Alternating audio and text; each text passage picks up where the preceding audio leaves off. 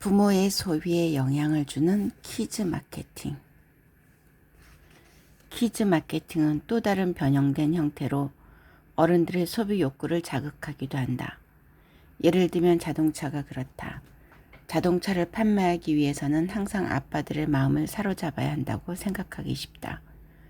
그런데 자동차 매장 역시 어린이들이 좋아할 만한 여러 가지 요소를 갖추고 있다. 왜 그럴까? 브랜드 컨설턴트 마틴 린드스트롬의 이야기다. 자동차 대리점에 가도 풍선이 잔뜩 있습니다. 부모들이 풍선을 좋아할까요? 물론 아니죠. 아주 특별한 취향을 가진 사람이 아니면 어른이 되어서도 풍선을 좋아할 리는 없다. 그렇다면 왜 자동차 매장에 풍선이 있을까? 부모들은 일단 내 아이에게 잘해주면 기분이 좋다. 그곳에 있는 사람들이 참 좋아 보이고 믿음이 가게 된다. 그럼 이왕이면 그 매장에서 자동차를 구매하게 되지 않을까. 게다가 아이들은 뭔가를 갖고 싶으면 끊임없이 칭얼대고 조르고 울기까지 한다. 결국 부모는 못 이기고 아이가 원하는 물건을 사주게 된다. 키즈 마케팅은 이런 놀라운 힘 때문에 빠른 속도로 그 영역을 확대해 나가고 있다. 마틴 린스트롬의 이야기다. 마케터들이 키즈 마케팅을 하는 이유는 부모의 구매 행동에 영향을 주기 때문입니다. 이것을 바로 조르기의 힘이라고 하죠. 아이들이 원하는 제품도 그렇지만 아이들의 의견은 어른들의 구매 행동에도 실제로 영향을 미칩니다. 부모가 자동차를 구매할 때 약 67%가 아이들의 결정에 의한 것으로 추정됩니다. 부모가 사용하는 자동차 타이어조차 55%가 아이들이 정한 것이라고 합니다. 아이들이 부모의 구매 행동에 엄청난 영향을 주는 것이죠. 그런데 이런 경향은 더욱 심해지고 있습니다. 아이가 단 한 명뿐인 중국의 경우를 보세요. 부모는 소황제의 말을 열심히 들어주기에 아이는 엄청난 영향력을 행사하죠. 한국에서도 지금 세대는 아이를 위해 모든 것을 해주고 싶어 합니다. 아이의 말을 듣고 그 의견에 따르게 돼요. 그래서 마케팅 업계가 아이들 의견을 많이 반영합니다. 듀크대 경제학과 댄 에리얼리 교수도 이렇게 이야기한다. 어린이들은 당연히 부모에게 큰 영향을 미칩니다. 부모들은 비용과 이익을 분석하고 정말 마음에 드는지 돈을 쓸지 따져보지만 어릴 때는 칭얼대고 불평하고 어른들을 조르죠. 무언가 원하고 유혹을 느끼면 그대로 하는 경향이 더 많아요. 때로 마케터가 아이들에게 접근하는 건 아이들 자신이 아니라 가족에게 영향을 주기 위해서입니다. 더욱 놀라운 사실은 광고의 타깃층이 전반적으로 점점 더 낮아지고 있다는 점이다. 광고가 점점 30세 미만에게 집중되고 있으며 10세 미만을 대상으로 하는 것도 증가하고 있다. 사실 30세만 넘어가도 일하기에 너무 바쁜 나머지 TV 광고를 잘 보지 않는다. 그 결과 광고와 미디어의 공격은 전 세계 아이들에게 동시다발적인 영향을 미치게 된다. 사는 곳이 다르고 사는 수준이 달라도 아이들이 알고 있는 브랜드는 동일하다. 쇼핑 컨설팅사인 인바로셀의 CEO 파커 언더힐의 이야기를 들어보자. 우리 문화의 아이러니한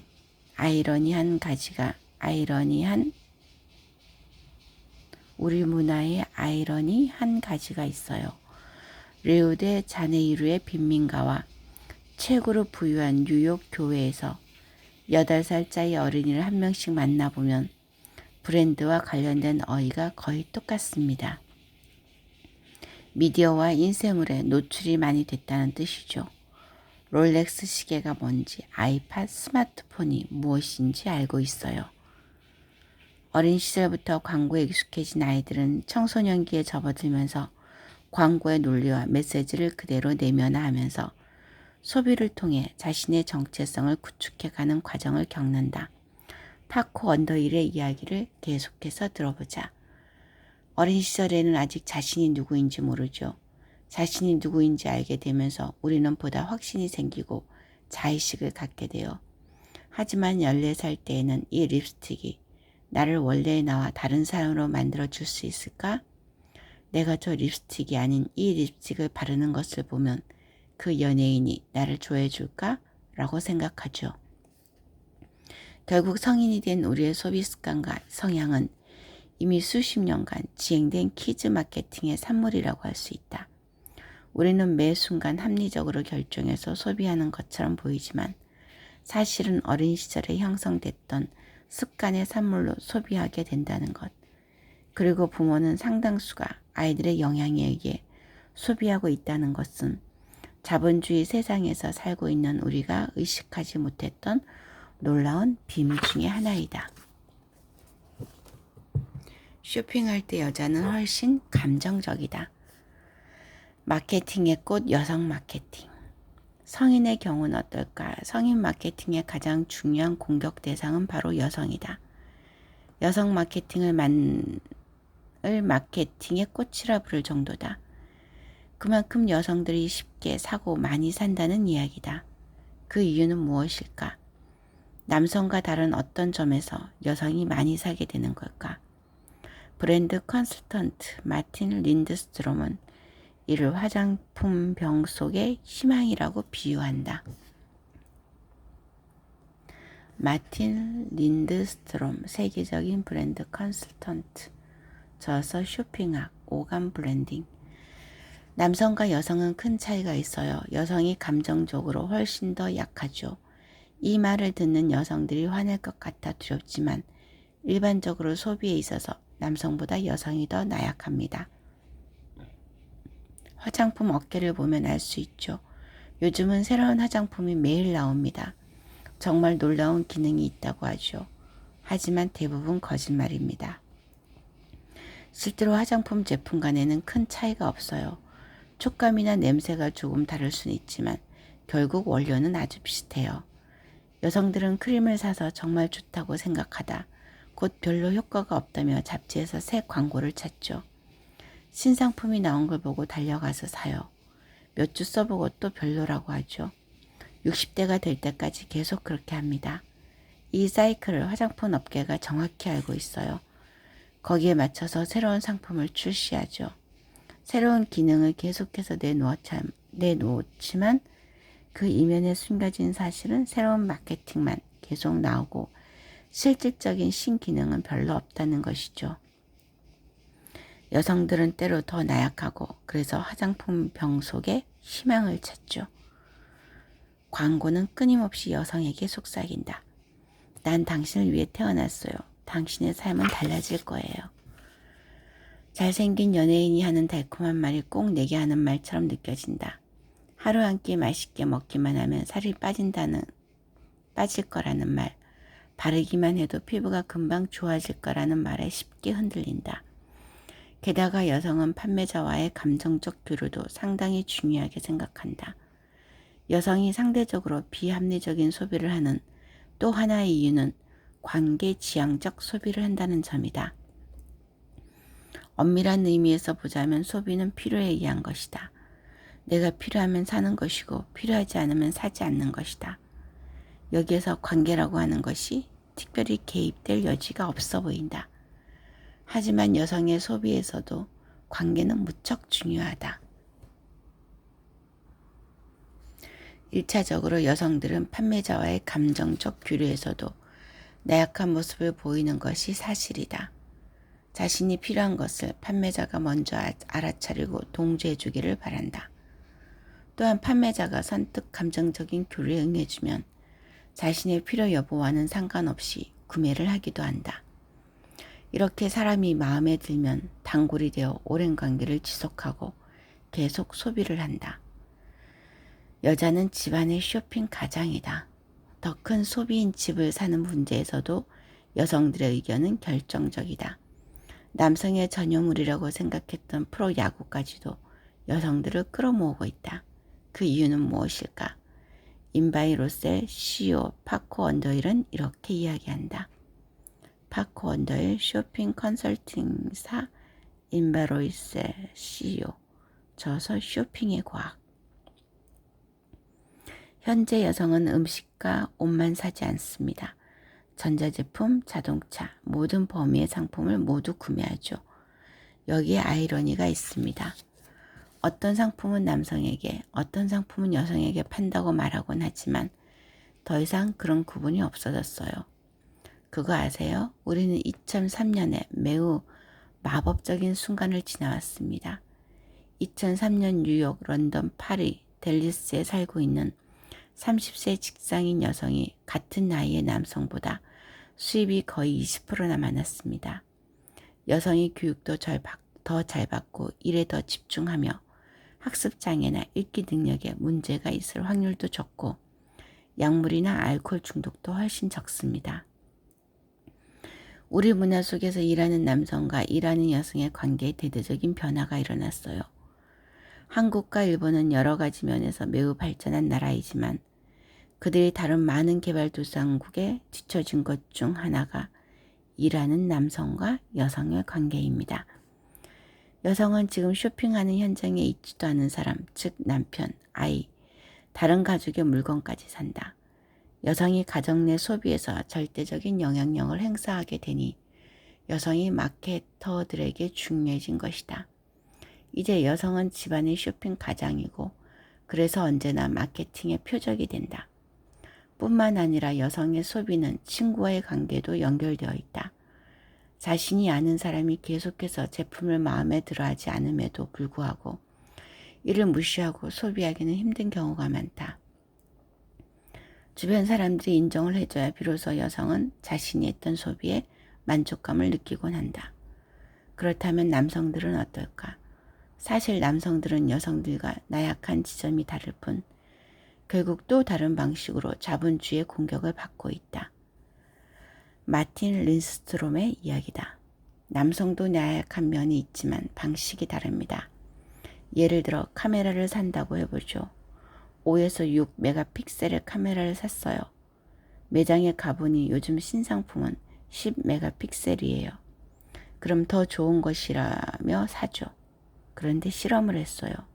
서로 다른 화질의 사진을 일부러 보여줬죠. 10 메가픽셀의 사진이 5 메가픽셀 사진보다 훨씬 안 좋았어요.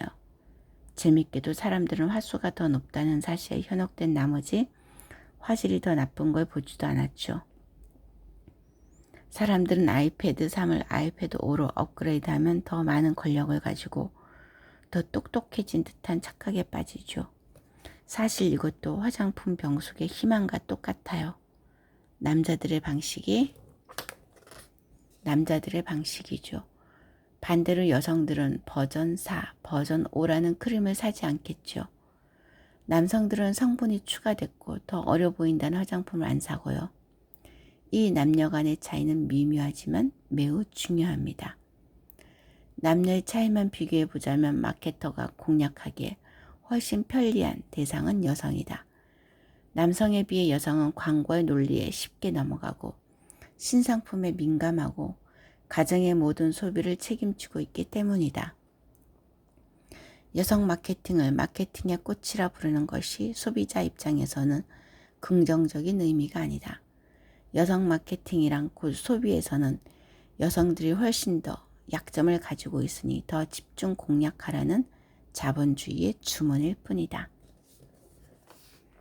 보안용 CCTV가 당신을 지켜보고 있다. 우리를 조종하는 마케팅. 자본주의의 소비 마케팅은 시간이 흐를수록 점점 더 치밀해지고 있으며 새로운 마케팅 기법을 위해서라면 그 어떤 것도 마다하지 않는다. 곳곳에 설치되어 있는 보안용 CCTV는 위험한 사회에서 범죄 예방을 위해 설치한다. 범죄가 발생했을 때는 단서를 제공해 범인을 잡을 수 있도록 해주기도 한다. 그런데 보안을 위해 설치된 CCTV는 또 다른 목적으로도 이용된다. 마케터들은 보다 고도화된 각종 첨단 기법을 활용해 타깃들을 움직이려고 한다. 이 과정에서 가장 대표적으로 이용되는 것이 바로 CCTV다. 한 여성이 백화점 매장에 들어선다고 해보자. 그때부터 여성은 철저하게 분석의 대상이 된다. 누구와 함께 오는지, 어떤 상품을 유심히 보는지, 또 기분은 어떤지도 살펴본다. 뿐만 아니라 나이, 직업, 수입까지 모두 관찰한다. 물론 이 여성은 누군가가 자신을 관찰하고 있다는 사실을 전혀 눈치챌 수가 없다. 마케터가 CCTV를 통해 내 모습을 고스란히 분석하고 있다는 사실을 알고 있었는가? 충격적이지만 사실이다. 그리고 이러한 관찰을 토대로 고도의 마케팅 기법을 만들어 우리를 조종하고 있는 것이다. 쇼핑 컨설팅사인 인바로셀의 CEO 파커 언더힐의 말이다. 저는 관찰합니다. 우리 회사는 전 세계에 140명의 관찰 마케터를 두고 있죠. 이들은 주중이나 주말에 쇼핑몰, 상점, 공항, 기차역에 가서 사람들이 어떻게 움직이고 교류하는지 관찰합니다. 우리는 다양한 첨단 기술을 사용해서 단순히 쳐다보는 행위를 보다 확장해서 쇼핑하는 모습을 자세히 분석합니다. 파커 언더힐은 세계 최초로 관찰 카메라를 사용해 고객들의 일거수일투족을 분석해 마케팅에 활용했던 인물이다. 그는 마이크로소프트를 비롯해 맥도날드, 스타벅스, 에스티로더, 휴렛패커드 등 세계적인 기업들의 제품과 매장을 컨설팅해 획기적인 매출 신장을 유도해왔다. 그는 부산에 있는 쇼핑몰인 센텀시티의 설계자이기도 하다. 파커 언더힐의 쇼핑 컨설팅이 실제 매출에 영향을 미쳤다는 것은 소비를 촉진하는 마케팅이 어느 정도 막강한지 알려주는 것이다.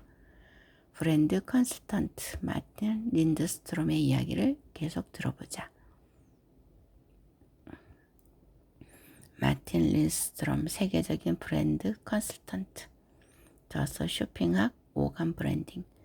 마케팅이란 다양한 기술을 사용해 전략적으로 유혹해서 이유는 모르지만 그 상품이 필요하다고 느끼게 하는 것입니다. 그렇다면 과연 우리는 어떻게 마케팅에 조종당하고 있을까?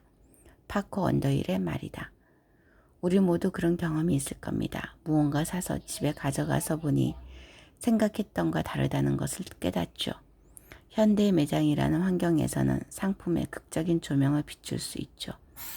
멜론이나 사과는 집에 가져왔을 때보다 매장에서 훨씬 더 좋아 보여요. 21세기 시각 마케팅의 일환입니다. 우리가 사물을 보는 방식과 조명의 구조를 이용해 대상을 아주 근사해 보이게 만드는 것이죠. 마치 영화 세트에서처럼요. 마트에서는 시간이 천천히 간다. 대형 슈퍼마켓의 설계 방식에도 이러한 마케팅이 침투해 있다. 마트에 들어가면 사람들은 시계 반대 방향으로 걷도록 되어 있다. 이는 대부분의 사람들이 오른손잡이이기 때문이다. 그래야 상품을 집어들기 쉽다. 멀리 있는 상품을 집기 위해 수고스럽게 손을 뻗을 필요가 없도록 만들었다는 이야기다. 마틴 린드스트롬의 설명을 좀 더 들어보자. 실제로 반시계 방향으로 매장을 돌 때 7% 더 많이 구매합니다. 또한 가속 방지턱을 설치하기도 하죠. 그러면 쇼핑카트가 진동하기 때문에 천천히 걷게 돼요. 그 결과 상품을 더 사게 되죠. 쇼핑카트의 크기를 더 크게 만들기도 합니다. 클수록 더 많이 구매하니까요. 게다가 쇼핑하러 백화점에 갔는데 좋은 향기와 음악이 있다면 아주 기분 좋은 경험이죠. 긍정적인 면이 있는 반면 부정적인 면에서는 소비자로서 누군가에게 조종당하고 누군가가 머릿속을 엿보는 듯합니다.